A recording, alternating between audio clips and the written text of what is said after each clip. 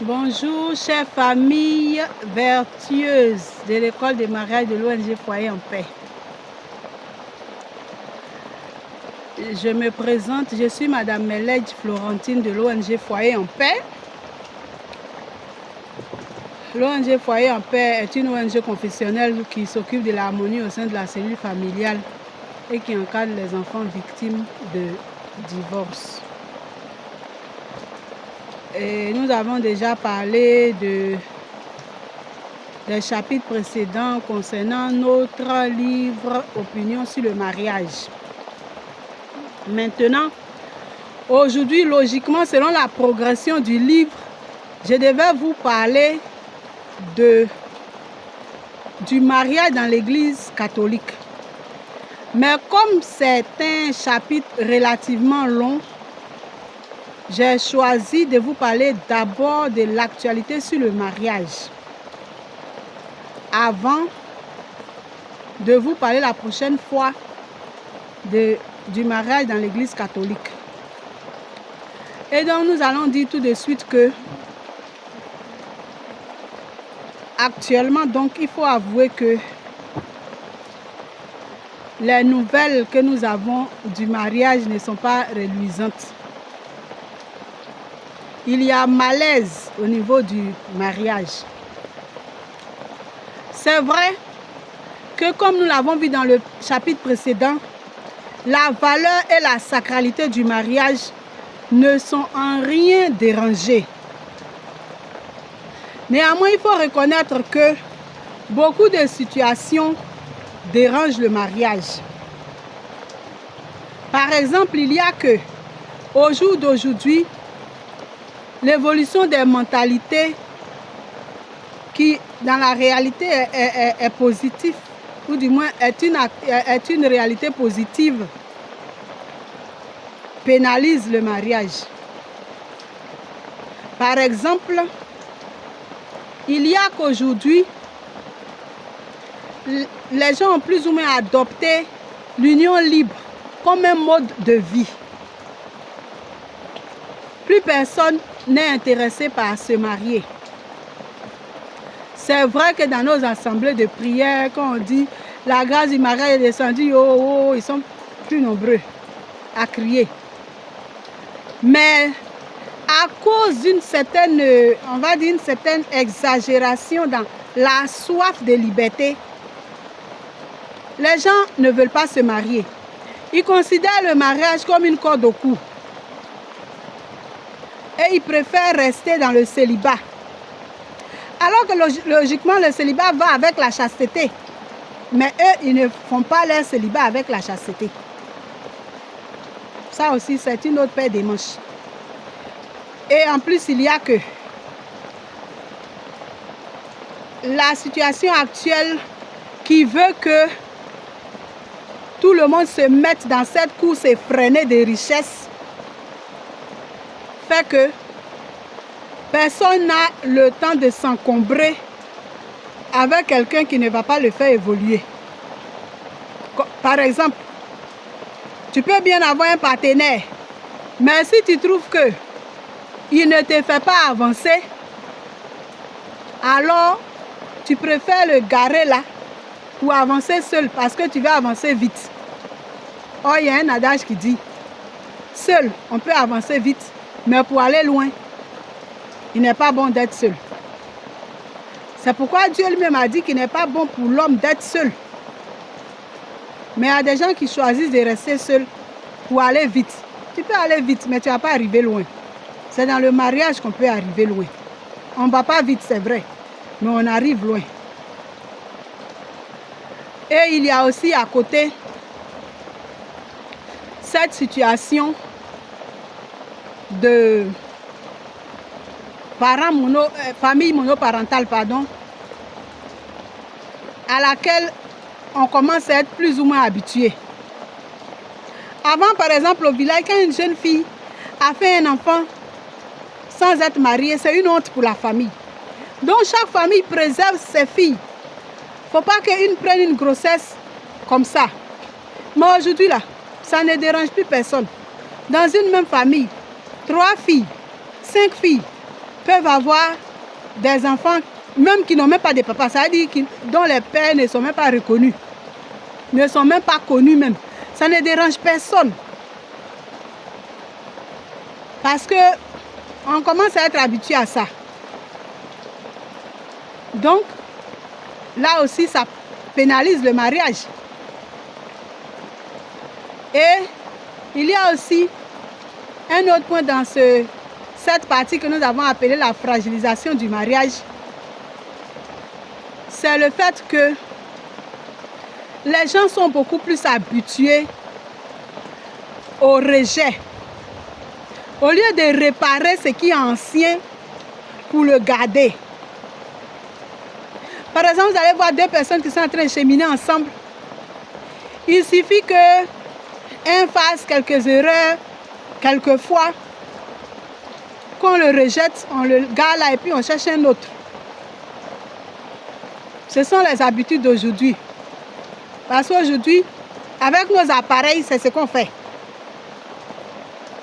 On ne répare jamais un portable, on ne répare jamais une télévision, on ne répare jamais une radio. On change.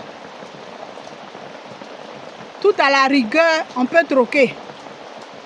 Mais envoyer chez le réparateur, non, on n'a pas le temps pour ça. S'il y a déjà un petit dérangement dedans, on préfère acheter un nouveau. Et c'est cette mentalité-là qui est entrée dans nos foyers. Si bien que ta femme ou ton mari qui fait des erreurs, alors qu'on sait très bien qu'on s'est marié entre pécheurs et que chacun a plus ou moins le droit de se tromper un temps soit peu. On a vu qu'il s'est trop trompé. Même si on dit que l'erreur est humaine, il exagère. On le garde là et puis on s'en va devant. Et il y a aussi cette incompréhension au niveau de l'émancipation de la femme. Surtout quand on parle de l'égalité entre l'homme et la femme, il y a des gens, il y a certaines femmes qui exagèrent dans la situation au point que elles ont déjà calé dans la tête qu'elles ne peuvent pas vivre avec un homme avec soumission. Pour elles, il faut qu'elles aussi portent la culotte, il faut qu'elles aussi décident, il faut qu'elles aussi tapent sur la table. Bon, vers la fin, le monsieur constate, vous n'êtes qu'en cheminement, et puis il constate que ce n'est pas une autre femme qu'il va marier, mais c'est un homme comme lui qui doit marier. Mais s'il ne se voit pas pédé, il ne se voit pas gay, il n'a pas envie de marier un homme comme lui, il veut marier une femme. Quelqu'un qui peut aimer, quelqu'un qui peut se soumettre à lui, et que lui, il va se charger d'aimer comme la parole de Dieu demande. À côté de cela, il y a encore bien d'autres points, mais on va mentionner, entre autres, le cas des filles à qui, dès qu'on dit bonjour, elles s'en vont s'installer, sous prétexte qu'il faut faire vite, sinon une autre va la prendre. Si c'est pour toi, là, quelqu'un d'autre les prend. Parce que le mariage est sérieux, c'est un engagement sérieux. Tu ne peux pas courir dans les bras de quelqu'un, vouloir l'épouser, alors que tu ne l'as même pas observé un peu. C'est vrai que on reproche aux gens d'étudier leurs partenaires pendant des millénaires, pendant des décennies. Mais un minimum d'observation est nécessaire. Parce que ce n'est pas de la plaisanterie, ce n'est pas du jeu, c'est du sérieux. Observez l'autre dans la prière. Demandez au Seigneur si c'est l'homme de votre vie, si c'est la femme de votre vie. Et le demander de manière subjective. De manière neutre, je vais dire. De sorte que si Dieu te dit non, ce n'est pas ton mari, c'est clair. S'il te dit oui, c'est ton mari, aussi c'est clair. Mais aussi, il y a que souvent quand on prie pour demander les choses, c'est vrai qu'on pose la question à Dieu, mais on ne fait pas preuve de discernement. Parce que l'esprit du mal aussi parle. Et notre propre désir aussi peut nous parler. Donc, au bout de tout ça, il faut faire le discernement. Chose que nous ne faisons pas souvent. Donc, il est encore plus important d'observer la personne, même s'il y a des champions en hypocrisie qui savent cacher leur jeu jusqu'à la dernière minute. Au moins, on espère que, comme le chien ne change jamais sa manière de s'asseoir, au bout d'un certain temps, on peut découvrir réellement qui est celui qu'on a en face de nous. Malheureusement pour nous, même quand nous découvrons, nous espérons que la personne va changer. Or, ce n'est pas facile à une personne adulte de changer. Mais bon, ça aussi, c'est une autre histoire. On peut demander à l'Esprit de Dieu de nous venir en aide. Parce que ce n'est pas à nous de transformer les gens avec qui nous devons vivre. C'est à Dieu de les transformer. Donc nous n'avons qu'à demander l'aide de Dieu. Et faire ce qui est humainement possible à notre niveau. Et puis il y a que ces jeunes filles qui disent qu'elles veulent se marier, mais elles ne lâchent pas le mari de l'autre. On ne sait pas si elles veulent se marier à deux personnes. Bon, comme la polyandrie existe aussi, je ne sais pas si elles veulent s'essayer à la polyandrie. Parce que tu cherches un mari que Dieu doit te donner. Maintenant, le mari de quelqu'un est dans ta main.